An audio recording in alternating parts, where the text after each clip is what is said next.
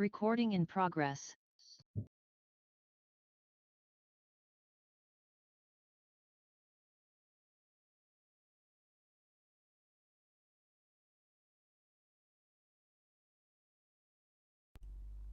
Hola, hola, buenas tardes. Buenas tardes, Lice. ¿Cómo están, jóvenes? Bien, continuamos con nuestro avance de nuestros temas. Hoy vamos a entrar a enfermedades vasculares pulmonares. Tres patologías muy frecuentes dentro de lo que corresponde como enfermedad propiamente vascular pulmonar. La hipertensión pulmonar que se tiene, tenemos el tromboembolismo y el cor pulmonar. Juntas estas tres patologías son muy a menudas que van a ver ustedes cuando hagan su práctica hospitalaria o de rotación, sobre todo en hospitales de tercer nivel, que corresponde al manejo clínico, terapéutico y de rehabilitación. Vamos a entrar a los objetivos de aprendizaje. Hoy no les voy a preguntar mucho. Uno de los objetivos es conocer los aspectos más relevantes de la hipertensión pulmonar en lo que respecta a su conceptualización y clasificación, diagnóstico y tratamiento. Muy importante que ustedes siempre deben manejar, sobre todo en todas las patologías. No siempre va a ser respiratorio, cardiovascular, sino también va a ser traumatológica, ortopédica, deportiva. Es el manejo clínico, sobre todo el conocimiento de la sintomatología y los signos que se tiene dentro y cada una de estas para poder interpretarlas y llevarlo juntamente con los antecedentes, la anamnesis, a un buen diagnóstico. Con un buen diagnóstico ustedes van a poder realizar un buen abordaje terapéutico, un buen tratamiento, y de hecho su rehabilitación va a ser eficaz en estos pacientes, ¿no? Manejando en cualquier patología que se tenga dentro de las especialidades correspondientes que manejamos como kinesiólogos fisioterapeutas. Conocer los aspectos más relevantes del tromboembolismo en lo que se refiere a su conceptualización, factores de riesgo y fisiopatología. Esto también es una patología muy a menudo, muy común, sobre todo que desencadena un buen porcentaje, podríamos decir, de secuelas motrices, motoras, eh, como un accidente cerebrovascular, o lo que comúnmente llamamos nosotros una embolia, una hemiparesia. Entonces, esto sí deja bastantes secuelas, sobre todo motoras, cognitivas, de lenguaje y comunicación, cambios de conducta. Entonces, hay que nomás tener mucho cuidado en su rehabilitación de estos tipos de pacientes. Y más que la rehabilitación, una profilaxis, una psicoprofilaxis donde nosotros vamos a evitar que pueda llegar a tener este cuadro los pacientes, o que puedan llegar a desencadenar este cuadro. Tercero, conocer los aspectos fundamentales del tratamiento del tromboembolismo pulmonar, tanto en la fase inicial como a largo plazo. ¿Se acuerdan de esta imagen que hemos llevado? ¿Alguien podría mencionarme en qué hemos llevado?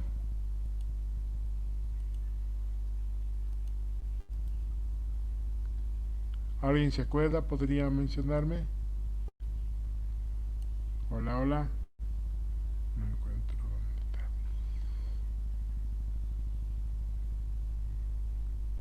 Hola, ¿nadie se acuerda? Anatomía cardiovascular. Perdón, no te escuché muy bien. ¿Qué me dijiste? Anatomía cardiovascular. Anatomía y fisiología, sobre todo. Fisiología cardiovascular. ¿En qué tema más o menos? Creo que era el tema 2 o el tema uno. El Bien, tema El 2. listening de fisiología respiratoria, muy bien. ¿Qué tema más o menos? la presión del ventrículo derecho que sale, Muy bien. Estamos hablando sobre todo el cambio la de presión durante la circulación. ventilación. La circulación pulmonar, exactamente. ¿Ya? Si ustedes recuerdan que cuando entra el flujo de sangre por lo que es la aurícula hacia el ventrículo derecho, y del ventrículo derecho va a ir hacia la arteria pulmonar, ¿verdad? Y de esta arteria pulmonar va a ir hacia ambos pulmones, derecho e izquierdo. En cada uno de estos, sobre todo, va a recibir un tanto de flujo sanguíneo por una presión que va a tener a nivel de lo que corresponde en la arteria pulmonar. De hecho, en el ventrículo derecho tenemos una presión sistólica de 25 miligramos de mercurio. Pero cuando esta se cierran sus válvulas, esta va a caer entre 0 a 1 miligramo de mercurio. Pero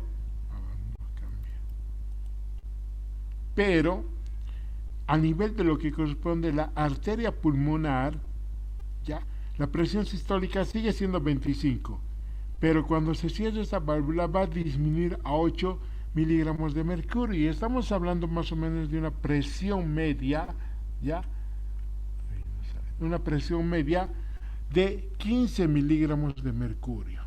¿Se acuerdan? ¿Esto es lo que habíamos llevado? Sí, lice. Muy bien, qué bien, qué bien. Ahora, dentro de lo que corresponde a la afectación en una hipertensión pulmonar, está dado en aquí. La presión pulmonar puede estar más de 25 y menos de 7 o menos de 8 también. O en alguna bibliografía también se encuentra con menos o menos de 10, en algunos libros están. Pero lo que nosotros manejamos, esto es una presión media, y lo que va a verse afectado sobre todo a nivel lo que corresponde dentro de lo que es la arteria pulmonar. Ahora, si yo les pregunto, cuando hay una hipertensión pulmonar, el elemento anatómico de afectación, ¿cuál es? Ustedes mencionarán la arteria pulmonar, no alveolos.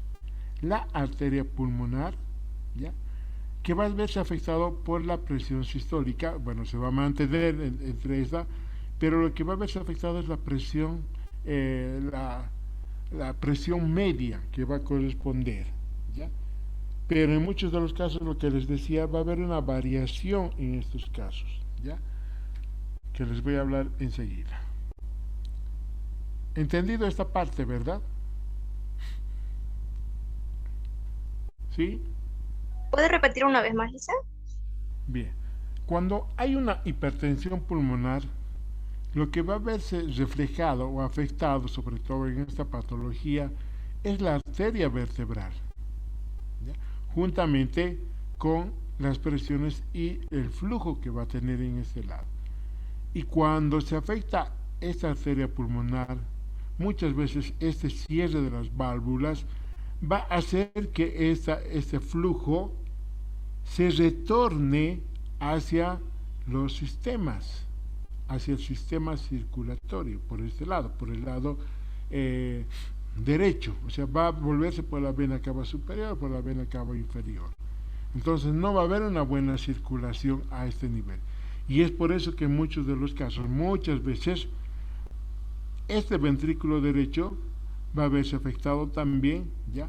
Va a haber un engrosamiento de lo que corresponde a la estructura muscular.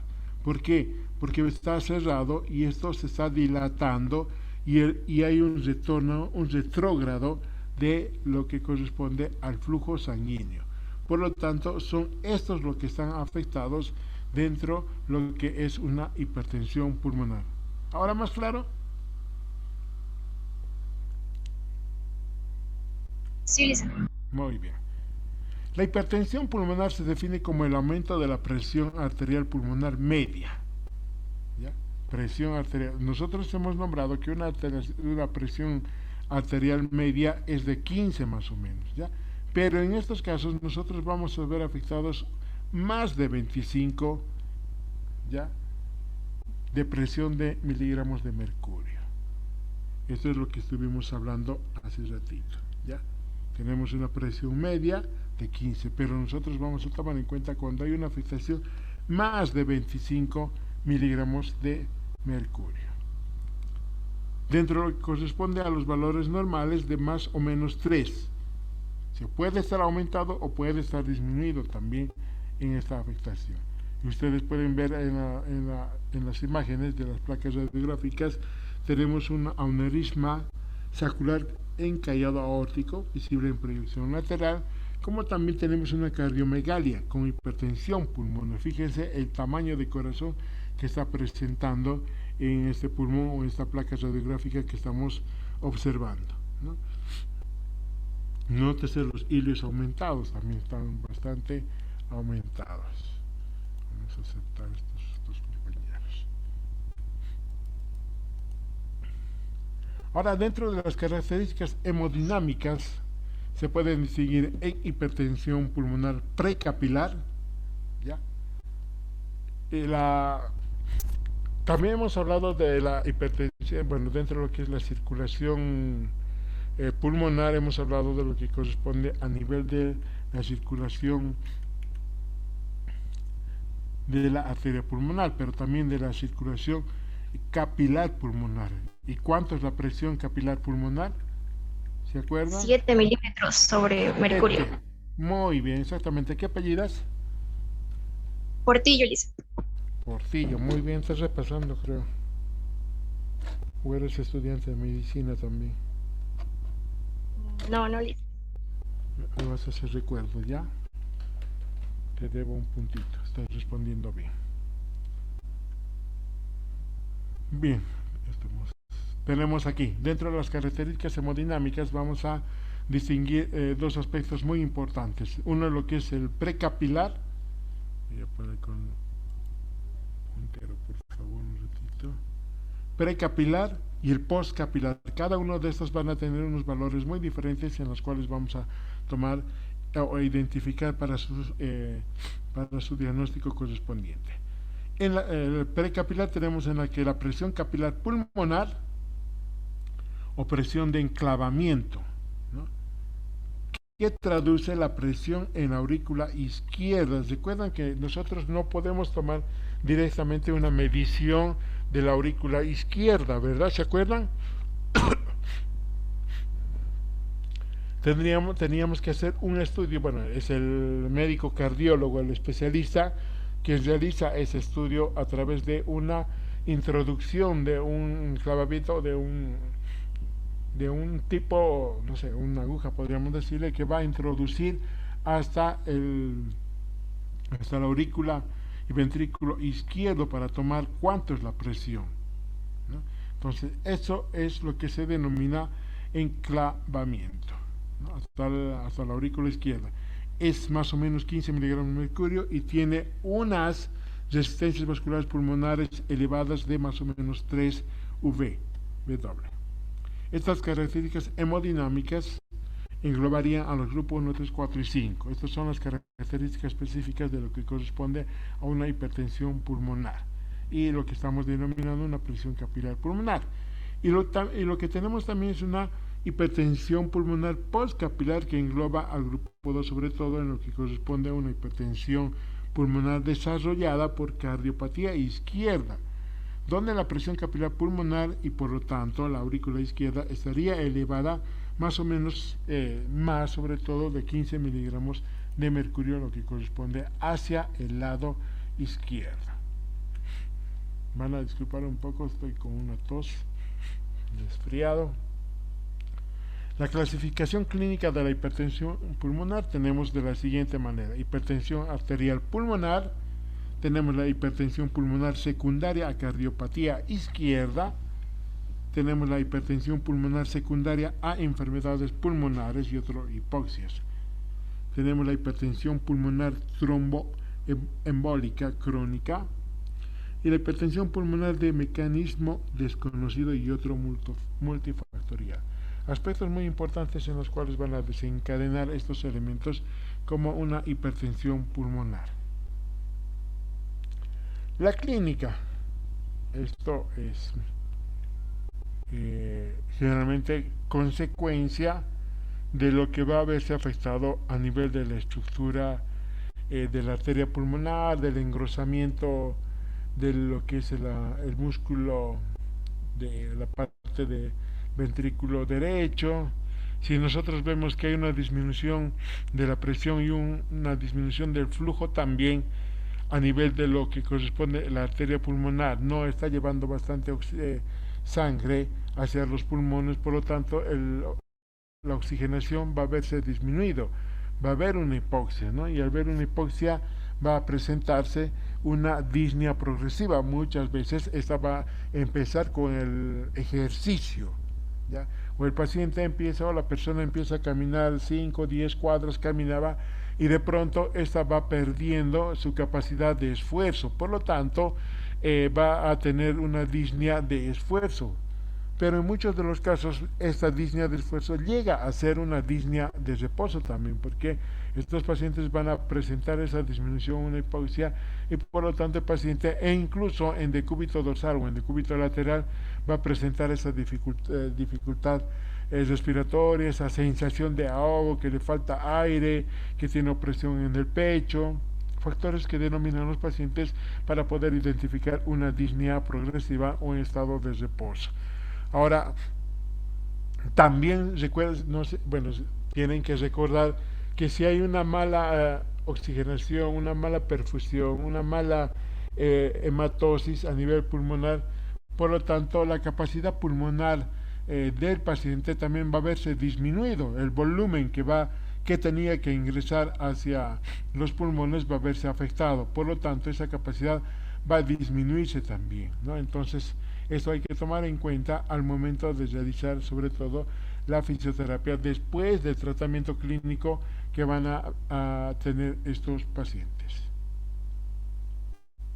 La astenia. ¿Qué es una astenia?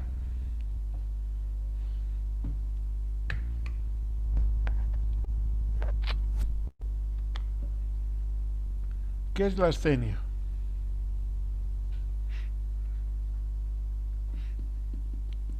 Muchachos, ¿qué es la astenia? Fatiga, dice. No es fatiga. Debilidad, Más o menos con la debilidad va. disminución de la fuerza muscular, No.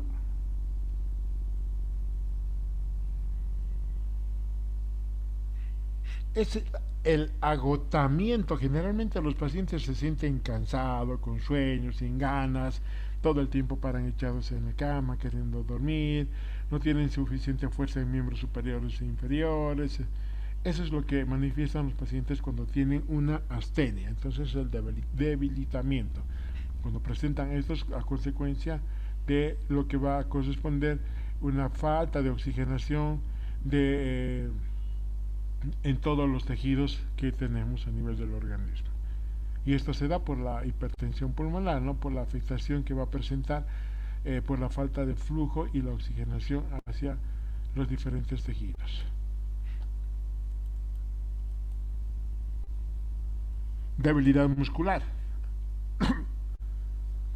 Esto va correlacionado con lo que es la astenia y también con lo que corresponde a una disminución del flujo y la falta de oxigenación hacia los tejidos. En muchos de los pacientes llegan a presentar atrofias musculares, ¿no? Va disminuyendo esa masa muscular que estaba presentando. O sea, en vez de muchas veces van bajando de peso automáticamente, sobre todo los pacientes con alteraciones metabólicas, en vez de perder grasa, lo que pierden es masa muscular. Por eso se va produciendo lo que también corresponde a una debilidad muscular. Angina de pecho, el dolor muy frecuente que va a presentar por la falta de circulación a este nivel. Bueno, por este nivel, mejor dicho. Y el síncope, que es el desmayo. Hasta aquí entendido.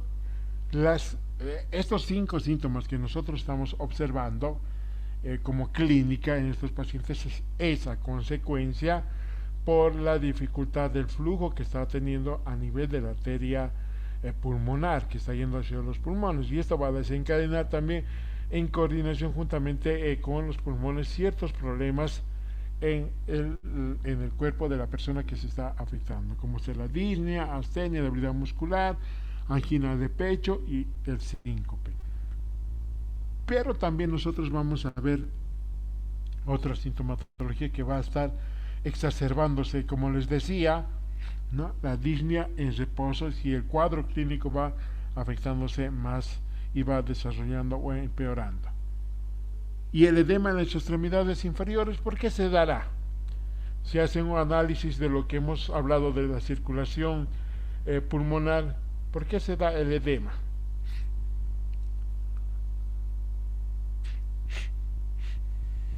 ¿Alguien quiere responder? Por la retención del líquido, Obviamente es una retención del líquido, pero ¿por qué? por sedentarismo, No. El paciente igual puede seguir caminando y puede presentar edemas. mala circulación sanguínea, ¿Por qué? mala circulación sanguínea, Va a haber mm, una mala circulación sanguínea, pero ¿en qué momento? A ver, lo que yo quiero que me expliques en qué momento y por qué se da el edema específicamente en una hipertensión pulmonar. O sea, nosotros le vamos a hacer, digamos, en este tipo de pacientes un drenaje linfático o un drenaje venoso, podríamos hacerlo, pero el edema va a seguir presentando. O sea, no, el edema no es que va a estar presente en miembros inferiores o va a aparecer porque sí se le dio la gana de aparecer. Si es que hay una consecuencia, ¿por qué y dónde está afectándose este edema? Por la hipertensión pulmonar, obviamente que sí, pero ¿en qué parte y en qué momento se da? ¿En los capilares, dice? Mm, más o menos, pero va un poco más allá.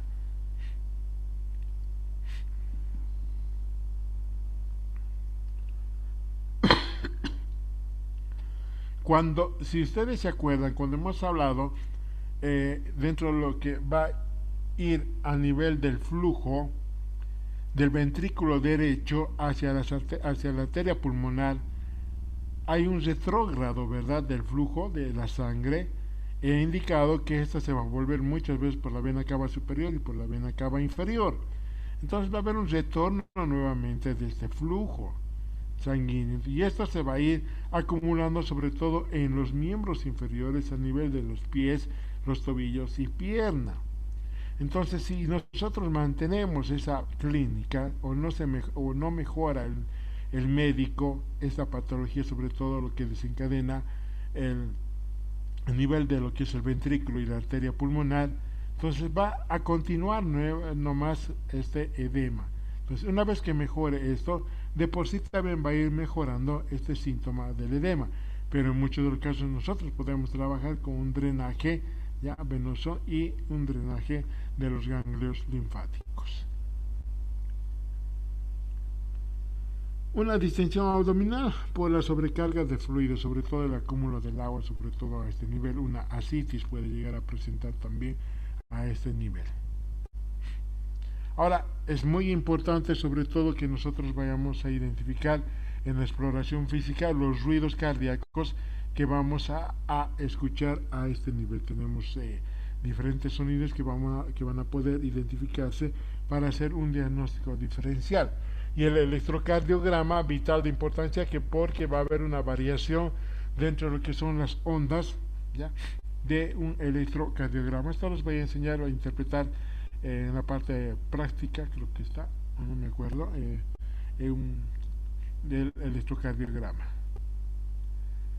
Las pruebas de función pulmonar también es muy importante. Si hemos indicado que va a haber una disminución de la capacidad pulmonar total, por lo tanto nosotros vamos a solicitar a estos pacientes una espirometría para ver qué tan afectada está la capacidad pulmonar total, ¿no?, o el BEF1 también, ¿no?, y otras pruebas también que nos van a ayudar a determinar, sobre todo en la disnea, por ejemplo, por qué se está afectando y en qué momento, a través de la prueba de caminata de 6 minutos.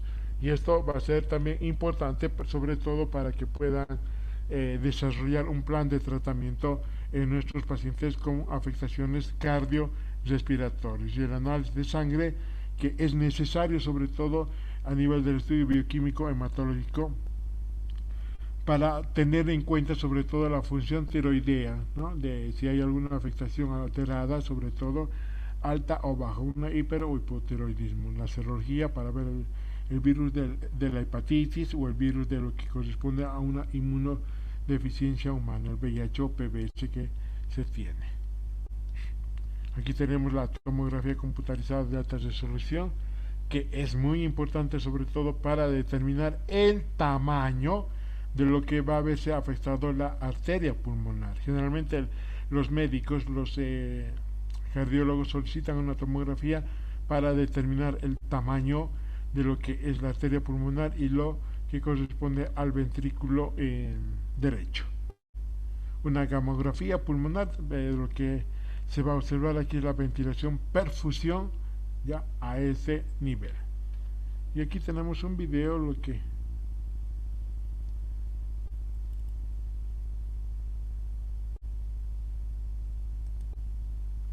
van a poder observar lo que es un cateterismo cardíaco en estos pacientes que van a verse afectados con una hipertensión.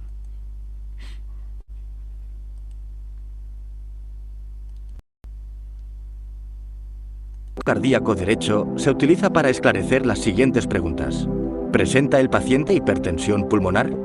¿Hasta qué punto se ha desarrollado la hipertensión pulmonar en reposo y con ejercicio físico? ¿Qué tipo de hipertensión pulmonar tiene el paciente? ¿Precapilar o poscapilar? ¿Puede diagnosticarse una insuficiencia ventricular derecha latente o manifiesta causada por hipertensión pulmonar?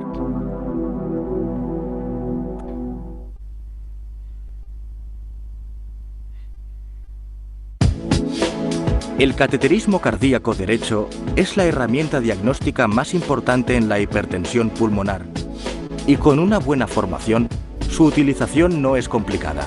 Es el único dispositivo capaz de medir una serie de parámetros hemodinámicos que no pueden determinarse de otro modo.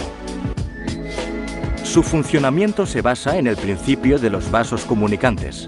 Los cambios rítmicos de los valores de la presión sanguínea en el corazón se transmiten a través del líquido en la luz del catéter a un dispositivo de medición fuera del organismo. Cuando se utiliza este método, es esencial nivelar cuidadosamente el dispositivo de medición y el corazón para obtener valores de presión correctos. Un catéter cardíaco derecho consiste en catéter con varias luces diferentes, punta de balón inflable-desinflable para la dirección del flujo, termistor, transductor de presión, ordenador para la medición y para mostrar los datos obtenidos.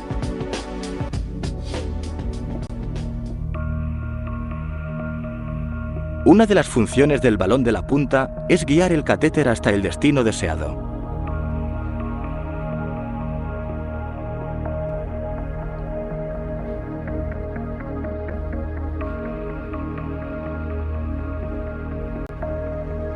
En su recorrido a través del corazón hasta la arteria pulmonar, mide la presión en la aurícula derecha, el ventrículo derecho y la propia arteria pulmonar.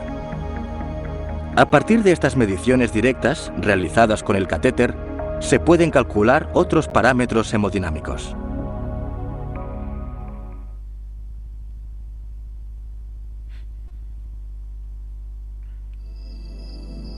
Antes de insertar el catéter cardíaco derecho en la vena adecuada, se deben seguir varios pasos para garantizar un adecuado funcionamiento del catéter y la correcta posición del paciente.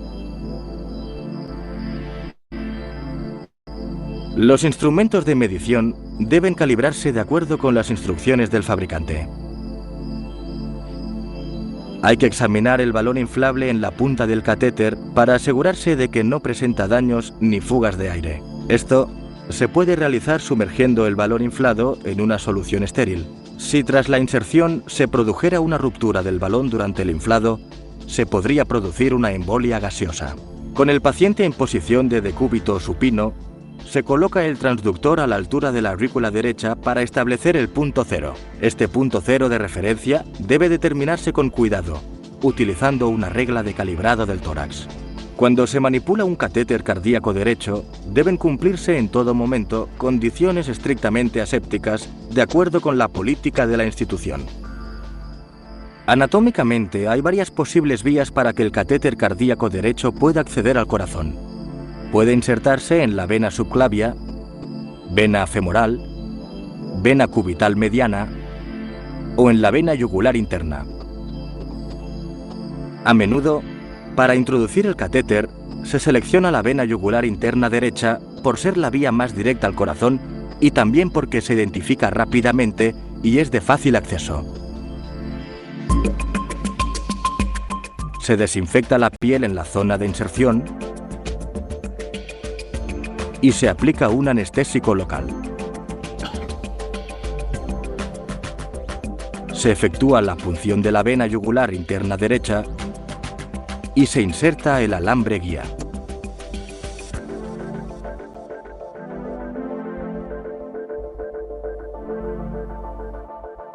Después de haber agrandado la zona de punción realizando una pequeña incisión cutánea, el dilatador y el introductor se hacen pasar sobre la guía hasta el interior de la vena. A continuación, se retiran el dilatador y la guía, dejando el introductor en la vena yugular interna derecha. Antes de poder insertar el catéter, debe purgarse la luz con solución salina heparinizada y el extremo distal de la luz debe conectarse con el transductor de presión. Ahora puede insertarse cuidadosamente el catéter a través del introductor. Cuando se han avanzado unos 15 a 20 centímetros con la punta del catéter, al llegar a la vena cava, se infla el balón con unos 1,5 mililitros de aire. Esto se hace para que el catéter siga la dirección del flujo hacia la arteria pulmonar. Durante la colocación del catéter cardíaco derecho, debe controlarse su avance con el ordenador. La posición de la punta del catéter queda reflejada en las típicas curvas de presión. Durante el procedimiento de inserción, también debe monitorizarse continuamente el electrocardiograma para detectar posibles complicaciones. Es necesario sincronizar las curvas de presión y el electrocardiograma para interpretar los valores medidos. Antes de cada medición, debe purgarse el catéter cardíaco derecho con solución salina fisiológica para prevenir coágulos y asegurar la correcta lectura de las presiones. Asimismo, antes de cada medición, debe volverse a verificar la correcta posición del sistema transductor y la posición del transductor en cero abriendo la llave de paso.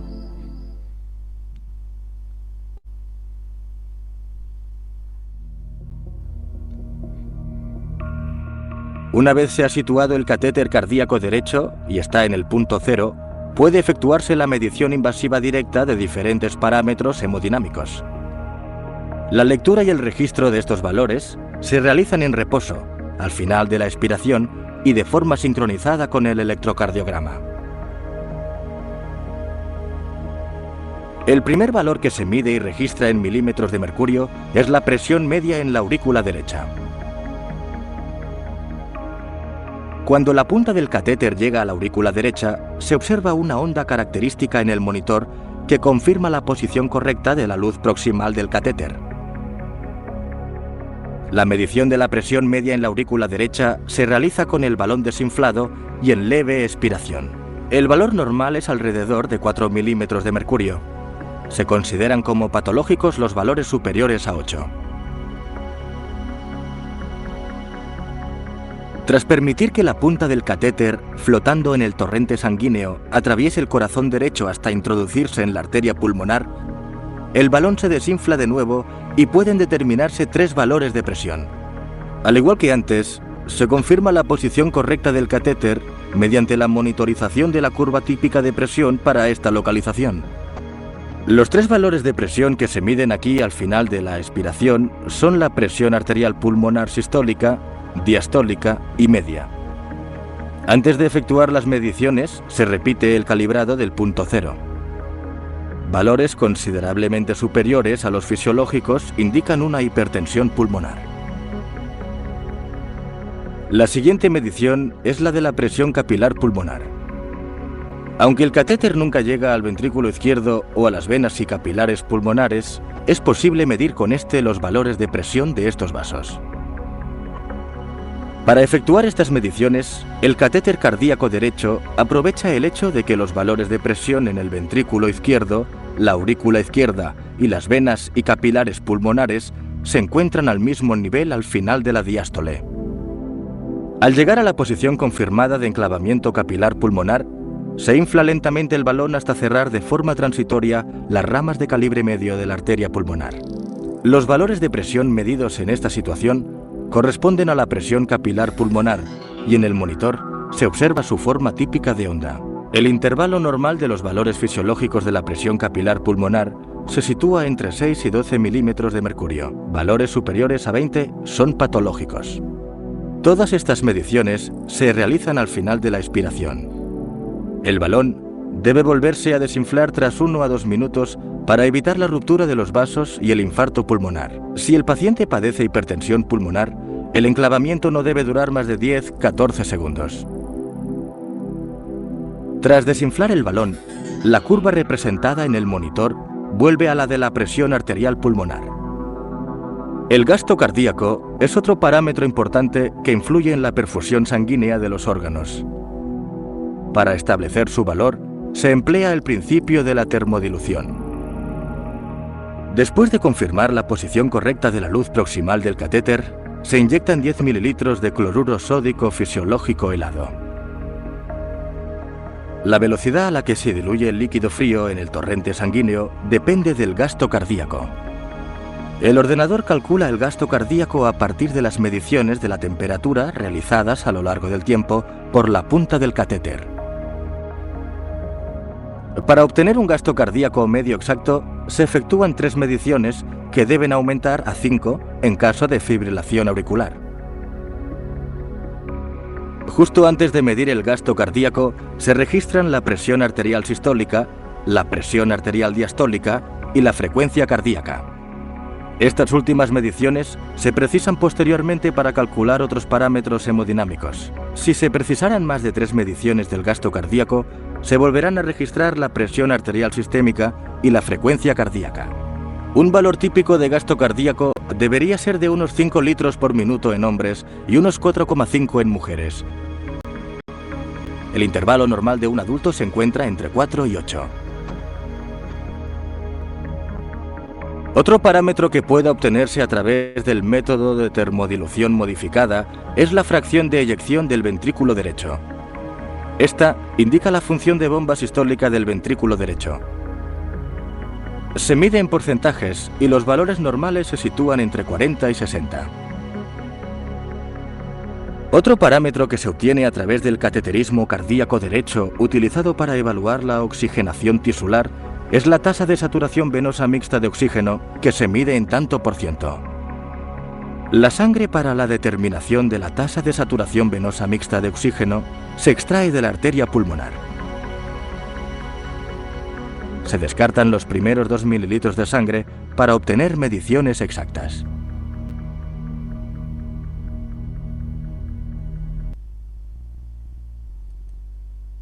Bien, como han podido observar en el video, está un poco más claro la idea de cómo se hace un buen diagnóstico, sobre todo en pacientes que van a presentar una hipertensión pulmonar.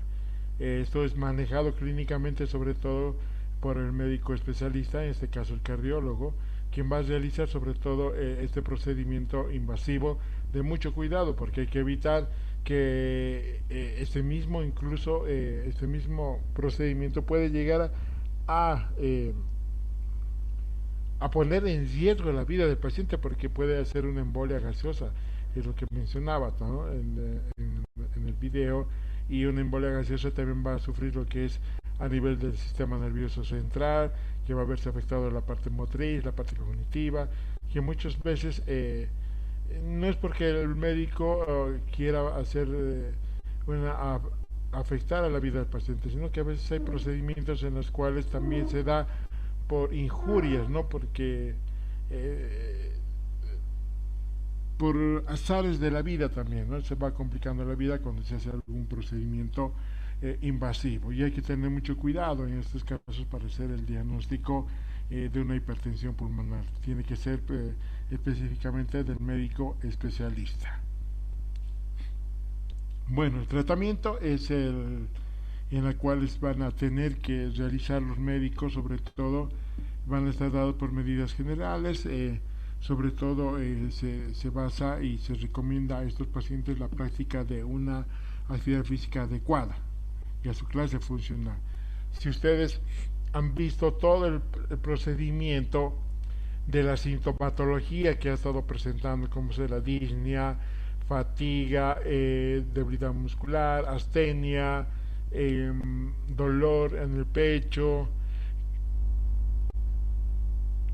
¿Ustedes cómo creen que debería empezar a hacer su tratamiento luego de que el médico autorice realizar una actividad física? ¿Cómo empezarían ustedes?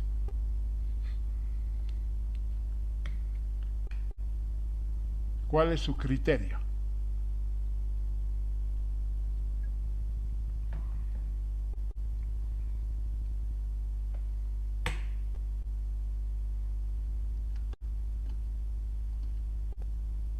Hola, hola.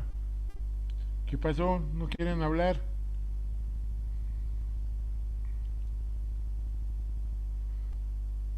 ¿Cuál es el criterio que ustedes tienen? Hablen, muchachos, hablen, jóvenes.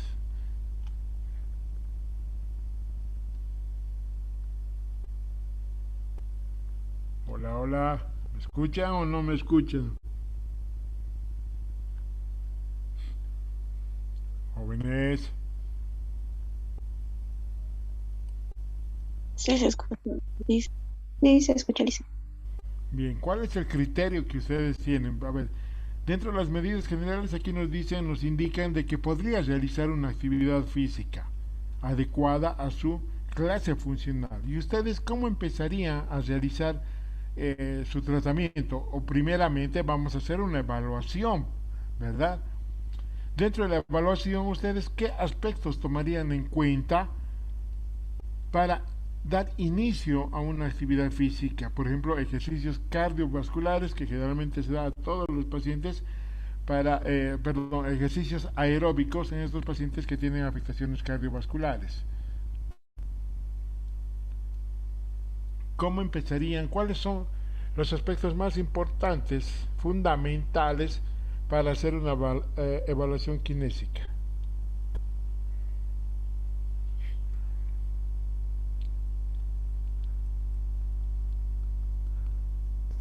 Que mencionado hace rato, Liz, en el BEF1. Ya, o La sea, estamos valoración. hablando de una prueba funcional que es muy importante, la espirometría, ¿verdad? Ahí vamos a ver Ajá. lo que es la capacidad pulmonar total. Muy bien, esa es una prueba fundamental para nosotros que nos va a ayudar qué tanto está afectado ese pulmón, ¿no? Y cuánto el paciente está botando de aire. ¿Qué más?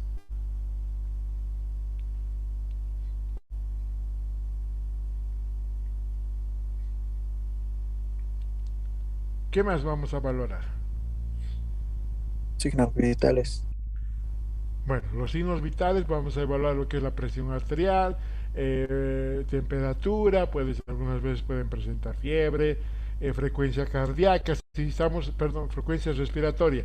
Si vemos que nosotros en estos pacientes hay una disminución del flujo y hay una mala coordinación, si el corazón está mal, el pulmón va a estar mal, o si el pulmón está mal, va a estar afectado también el corazón, ¿verdad?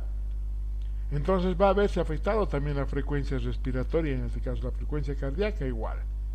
Si ustedes han visto en la imagen del video, va a haber una disminución del flujo, va a haber una disminución de la capacidad de perfusión, ventilación, entonces va a haber una afectación en esos aspectos. ¿Qué más vamos a valorar? A ver. ¿Podría ser la saturación de oxígeno? La saturación de oxígeno, porque va a haber una hipoxemia. Bien, ¿qué más?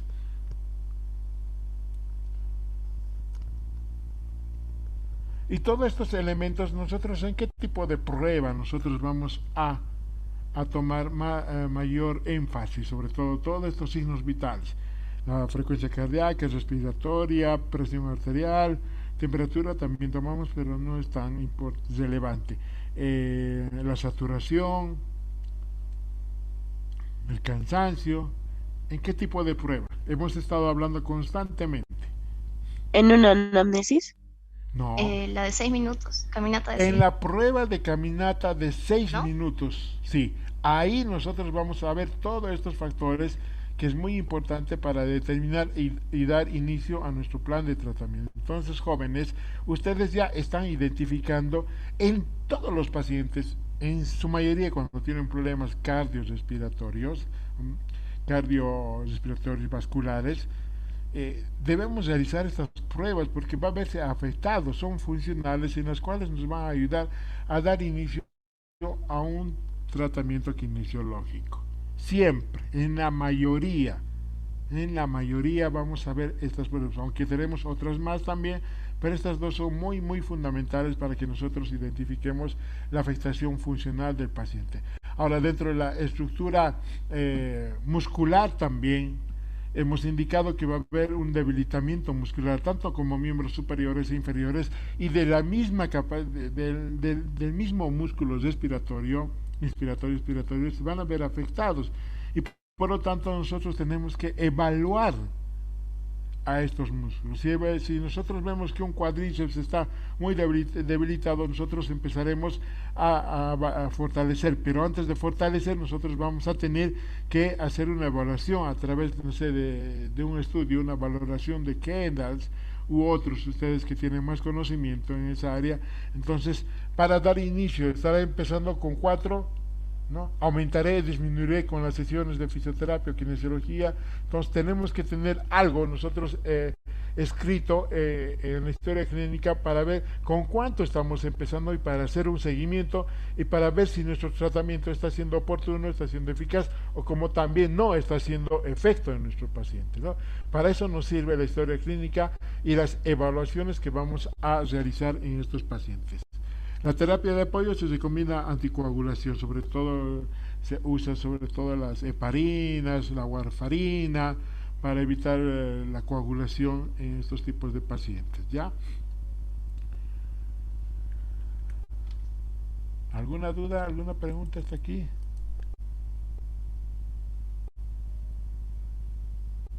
Bien, en cuanto a la ¿Dónde venden espirómetros? ¿Perdón? ¿Dónde venden espirómetros? Espirómetros aquí vas a encontrar en HP. Después hay una empresa, ahí no me acuerdo el nombre, no recuerdo el nombre, pero es en HP donde vas a encontrar también el espirómetro. Está bien. Y ahí te venden con la garantía todo porque tiene que estar calibrado y todo. El tratamiento quirúrgico, que muchos de los cirujanos cardiovasculares realizan este procedimiento para evitar sobre todo los coágulos, ¿no? Y el tratamiento médico, que es muy importante en la parte médica clínica para su manejo en estos pacientes. Vamos a quedar aquí, por favor. Tengo una reunión en el trabajo, por favor, a las 3:15. Y la siguiente clase continuamos. ¿Alguna duda, alguna pregunta hasta aquí? ¿Hay preguntas? Hola. Dicen al Muchachos, inicio estaban muy mostró callados. una imagen. Al inicio mostró una imagen de una radiografía de una aneurisma. Sí. ¿Eso qué tiene que ver relacionado con no presté mucha atención en ese momento? El aneurisma va a desencadenar también lo que es una hipertensión pulmonar, ¿no? Porque generalmente está provocando una alteración a nivel de la arteria aórtica. Está bien. Muy bien, muchachos, nos vemos el día jueves y viernes en sus grupos correspondientes. Dice, una pregunta. Recording las, stopped. las diapositivas va a colocar en... Sí, los voy a subir, por favor. No he estado subiendo, tengo mucho problema para subir. No sé qué es lo que está pasando con con la página de Classroom. No estoy pudiendo subir, lo voy a subir, pero... Ya, muchas gracias. Listo. Nos vemos, jóvenes. Gracias. Hasta luego, Alicia. Hasta luego.